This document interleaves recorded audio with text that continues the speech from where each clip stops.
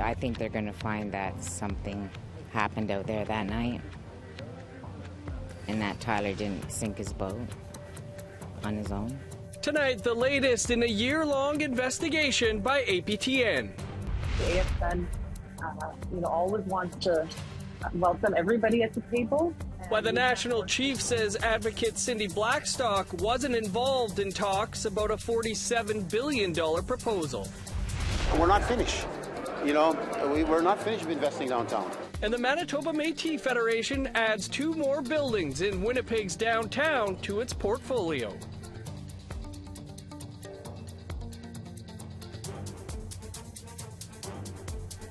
Good evening, I'm Dennis Ward. Welcome to APTN National News.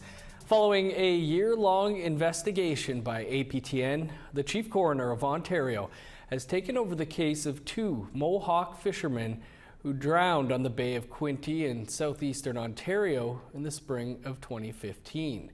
Police claimed the pair were stealing fish, overloaded their boat and caused it to sink. But APTN Investigates journalist Kenneth Jackson uncovered new information that changes that narrative.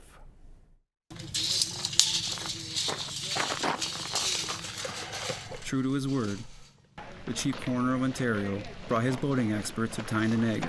You helped us to think about some questions with the family about how the boat sank in 2015. And with those questions, I wanted to try to see if we can get a better understanding of what happened with the boat. The Chief Coroner promised he would do his own tests.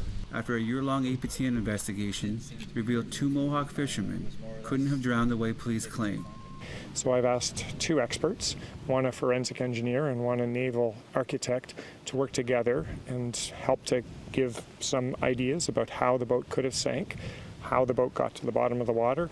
2 previous police investigations reached the same conclusion. Tyler Miracle and Maddie Fairman overloaded their boat with stolen fish on the night of April 26, 2015, and the boat sunk flat to the bottom of the Bay of Quinte. Police told the families their boys must have drowned in the process, but the families said it never made sense. It's just awful. Many sleepless nights, like the grieving, nobody wants to help, And I just said I was never going to stop, and here I am today. A mother always knows. And it's because of Tammy Miracle's perseverance for the truth that the experts are here today. That's Eugene Lisho, the forensic engineer and a specialist in creating 3D models. He's taken various measurements of Tyler's 14-foot aluminum boat, along with Jamie Buckley, the naval architect. Is just looking at the boat and using their big, where you can see the machinery, to capture all of the measurements. And then Eugene and Jamie put it into software, and they can do all kinds of testing on the computer. And then that will start our process. Because this isn't the end. This is figuring things out step by step.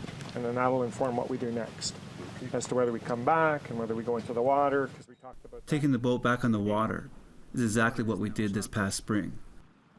First, we put 1,100 pounds in the boat and tried to sink it. We pushed down on the sides. We rocked back and forth. We put all the weight at the front. Then we put the same size of motor the fishermen had and took it out on the water. We turned it sharply. We put 1,500 pounds in it and drove it into our wake. But it wouldn't sink like police said it did. So now the family waits on the coroner and his experts.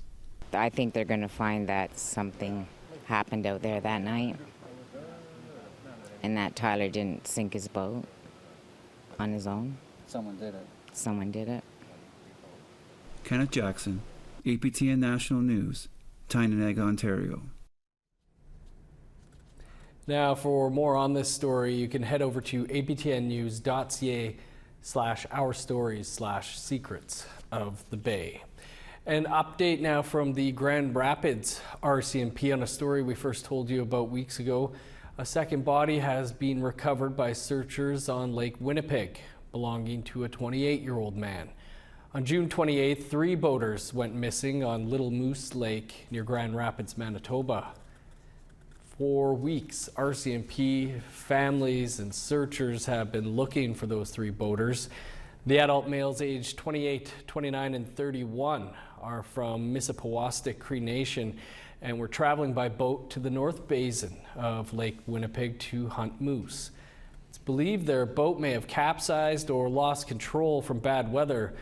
The body of a 31-year-old man was recovered one day after he went missing, and the 28-year-old's remains were located yesterday.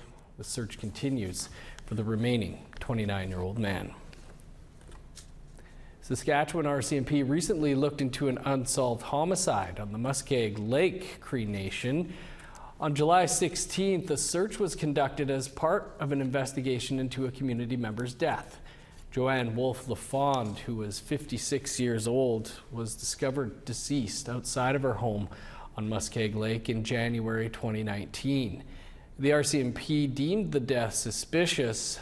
Initially handled by Major Crimes, the case has been transferred to the Historical Case Unit. It investigates unsolved homicides, suspicious deaths, missing persons, and unidentified human remains. Corporal Tanya Gordon said this is an active investigation and details cannot be provided, but updates will follow.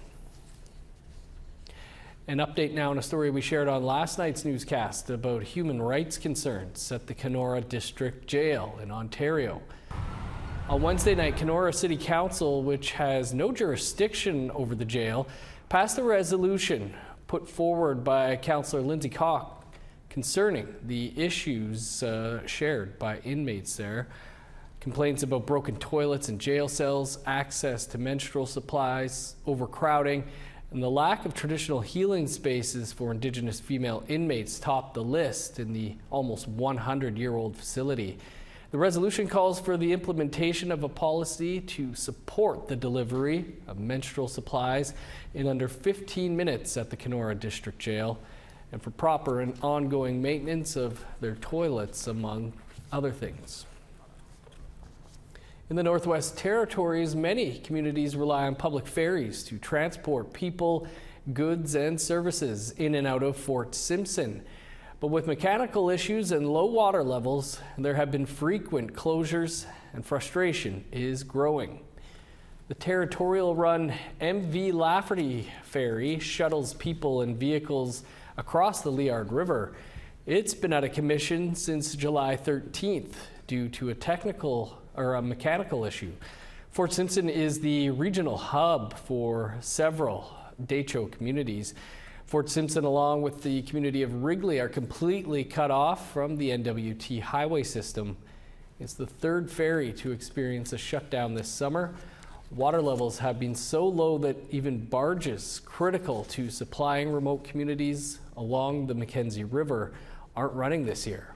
The territorial government plans to dredge the vicinity of the Liard River ferry in August and September.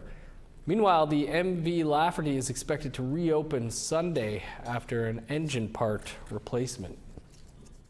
You know, you've got people going in and out, and constantly there's activity all the time. And so when you have a shutdown like this, it affects everybody. It's a bloodline, and it's something that people feel right throughout, especially in times like this when you've got the price of gasoline and groceries just skyrocketing.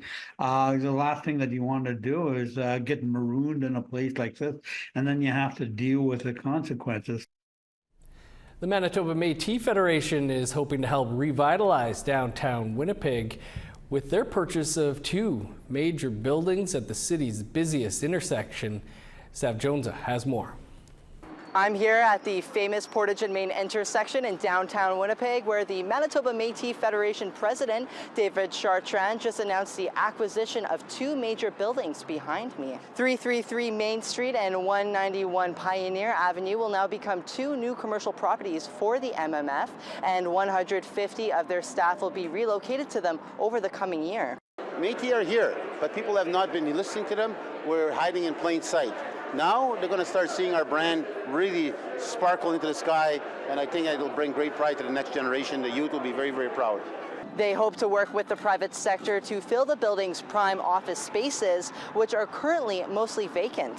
When asked how much the MMF paid Artis Real Estate Investment Trust for the properties, all President Chartrand would share was that it was a damn good deal at a damn good price. We've been fortunate enough in our businesses and our ventures There is no, you don't see a federal agent here giving me a check or a provincial government giving me a check. This is the Métis government, its own resources, and we're planning how we're going to invest them wisely.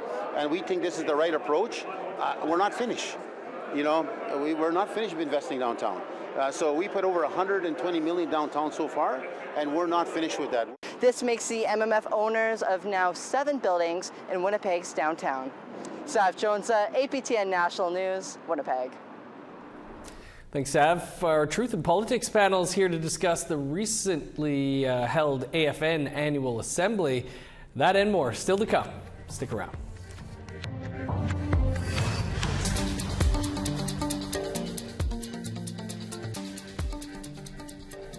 Welcome back. Cindy Blackstock has been a tireless advocate for First Nations children in care for many years, but she was not part of a major announcement of First Nations child welfare reform last week. At the AFN Assembly in Montreal, National Chief Cindy Woodhouse-Nepenak announced the organization had reached an agreement with the federal government, a deal to provide $47.8 billion over 10 years to reform the First Nations child welfare system. But some have questioned why Blackstock was absent when the announcement happened. Woodhouse-Nepenak told APTN News Blackstock was not part of it because she was not involved in the negotiations. She had left the table. I guess she had I talked to her about it last week, and she said that she had some, I guess, things that she had wanted changed at the negotiation table or something, and that we told her that we wanted her to come back to the negotiating table because there's lots of work to do, and I hope that she comes back. The AFN, always wants to welcome everybody at the table, and we can't force people though to be at the table. Well, there was a lot going on at that recent Assembly of First Nations Annual General Assembly, including the $47 billion child welfare reform offer, as well as support for an inquiry into the murders of 4 Indigenous women in Winnipeg, Pierre Poilievre's first appearance, and the vote to not proceed with a forensic audit of the AFN's finances. Here to discuss is our weekly Truth and Politics panel. Jennifer Lewitz is the CEO and partner at Pasqua Harbor Strategies, and Niigaan Sinclair is a columnist with the Winnipeg Free Press. Jennifer, Niigaan, great to have you with us as always. Niigaan, as mentioned, a lot going on at the AFN there, AGA, the child welfare reform offer, voting down the audit, and more. What stuck out for you from the AFN's AGA? Well, maybe perhaps the stories that were not said, the fact that former National Chief Roseanne Archibald is suing the AFN, the fact that this was new National Chief Woodhouse's first run, which was fairly anticlimactic, but the quashing of the audit, the forensic audit that Roseanne Archibald spent her entire run seeking, I think was probably the most notable thing that was not talked about on the floor. Just quickly, with an emergency resolution, can be wiped away. But for me, the most marketable moment, or the most market moment, is when Pierre Poilievre spoke and Jagmeet Singh spoke at the same time, one after another. Pierre Poilievre stated a very hard 30 minutes. There was a little bit of controversy with the speech. I thought he actually did a pretty good job in terms of talking about the interests of the Conservative Party in relation to the AFN. It was the first time that a Conservative leader has appeared at the AFN, and also the first time Pierre Poilievre has appeared, so notable. But the fact that it was a hard 30 minutes, and then Jagmeet Singh, the kind of laudatory relationship that he has with the chief, staying for almost an hour, and receiving applause by simply saying he's willing to stay that long. I think those are two very marked differences, and I think Poilievre can take a big lesson from Jagmeet Singh on how to build a relationship with the AFN. Yeah, Jennifer, heading into this, the fact that Poilievre was going to be speaking was the headline, but coming out of it, it was a little different, with the veterans and others standing up and turning their backs on Poilievre. What do you make of his first time there? Yeah, I had tweeted actually about this because I was live tweeting as I was watching the stream, waiting to do the news. And so I hadn't seen the people standing up with their backs turned. So what my comment was, is I had heard applauses. And I tweeted saying it is a little weird for me to hear applauses in Indigenous advocacy spaces for government representatives, because no matter what, I think, you know, we can work and we can collaborate with our federal government and their representatives. But at the same time, I don't know. To me, I'm like, it is a little weird when you're clapping. But at the same time, I think it was a very important move for him to actually show up, especially as we hear that he's potentially going to be the next prime minister and form government. I would have liked to see that relationship with the Conservative Party open a long time ago. You know, Stephen Harper didn't come to AFN. In 2022, Pierre Poilievre had submitted the video, and that didn't go over well. And so now we're just finally seeing that relationship being built, you know, a year out from the next election. Seems a little late in the game.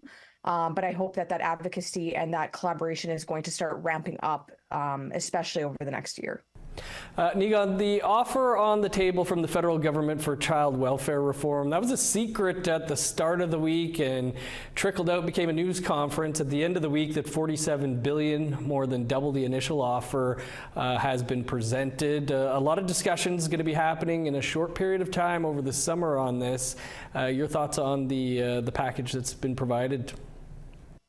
Again, it's sometimes the stories around the story that are probably the most interesting. The lack of the appearance of Cindy Blackstock, who is the only reason that agreement even comes close to happening. It really has very little to do with AFN. It's because of the dogged pursuit of Cindy Blackstock in getting the Canadian Human Rights Tribunal rulings, multiple rulings, that Canada is failing children on reserves, and therefore they're entering into the child welfare system.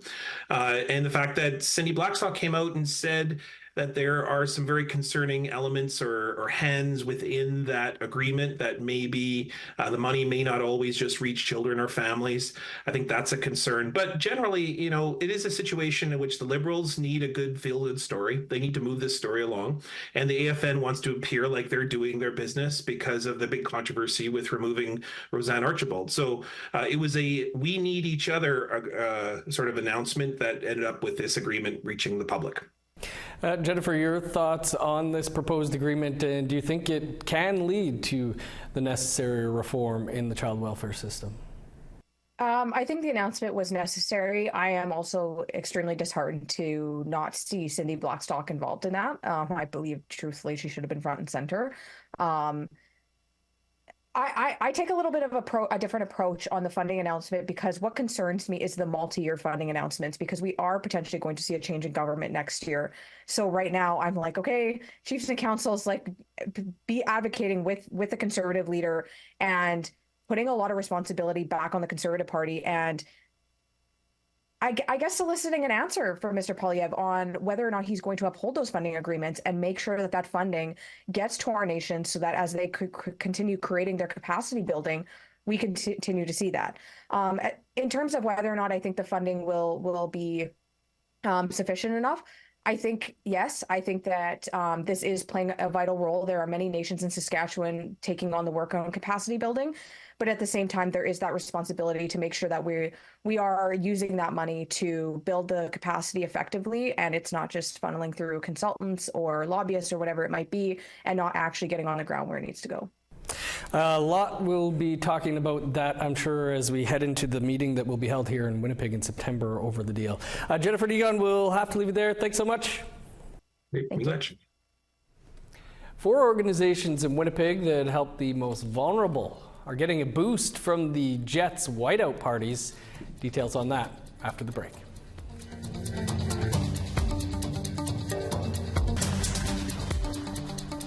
Welcome back. Time now for our photo of the day. Lucille Paul was enjoying some strawberry picking near Ebb and Flow First Nation in Manitoba. It's been some nice weather in southern Manitoba, and Lucille's taking full advantage of an abundant strawberry harvest. Send your pictures to share at aptn.ca to be our next photo of the day. Now let's take a look at tomorrow's weather forecast. Starting on the East Coast, 27 in Fredericton, showers, and 27 for Halifax. 18 with rain in Kuujjuaq, rain, and 8 in Nain. 25 in Montreal, Val d'Or, 23 in Chibougamau. 26 for Sault Ste. Marie, a sunny high of 24 in North Bay. 28 under the sun in Thunder Bay. Showers and 28 for Sioux Lookout. 24 in God's Lake, 30 for Norway House. Sunny and 30 in Winnipeg and Brandon, 31 in Dauphin.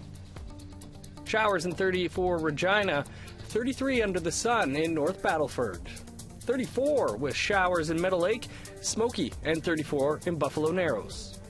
In northern Alberta, smoky and 37 in Fort Mac, 36 with smoke in Fort Chip, 34 in Edmonton, showers and 32 in Lethbridge. Sunny and 24 in Vancouver, 38 in Kamloops. 30 with showers in Prince George, 32 and rain in Fort Nelson. 20 and sunny in Old Crow and Rock River, 19 in Whitehorse. Sunny and 26 for Yellowknife, 27 and sunny in Norman Wells, 12 in Sax Harbor, 20 for Pawlatuck. Sunny and 15 in Chesterfield, 16 in Whale Cove, 7 in Resolute, 6 with rain in Iqaluit.